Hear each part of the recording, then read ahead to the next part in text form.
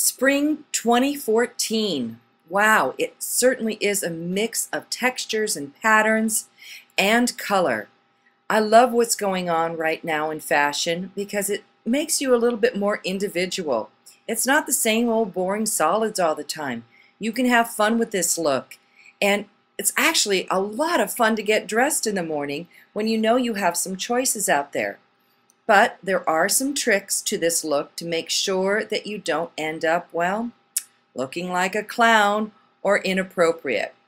For instance, if you are going to mix some of the prints, here are a few rules in which you can follow to make it a little bit easier so you know that things are working. If you're going to mix two patterns, for instance, a floral within a floral, like this jacket and skirt combination, the trick to this is making sure both patterns are of different sizes and that the same colors are used in both patterns. That's sort of the key. That makes it more cohesive. For instance, in the skirt, the same colors in that floral pattern within those stripes are the same colors within the jacket floral. That really makes it young and fresh. I love mixing stripes and florals together. I've always have, and I think this is a really terrific springtime look. The trick here is making sure that, again, your colors are more cohesive within the outfit. For instance, the navy stripe works with the navy base of these floral pants. And we're not going too wild with colors here. We're basically sticking with navy, red, and white.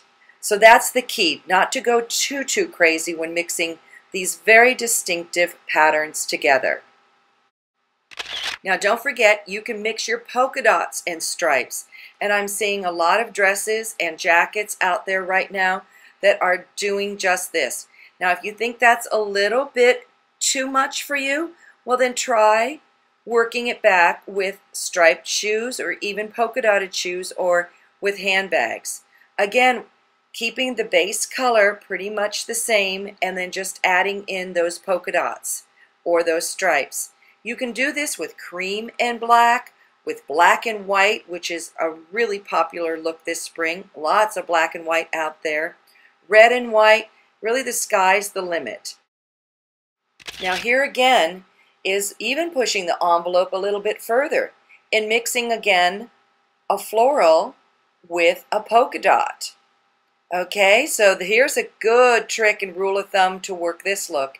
You want to make sure that the polka dots are smaller than the flowers, or vice versa.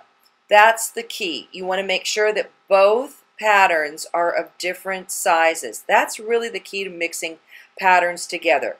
You don't want to keep them same sized. So if you keep it mixed up a little bit more in of different sizes, you're going to get a more interesting visual look.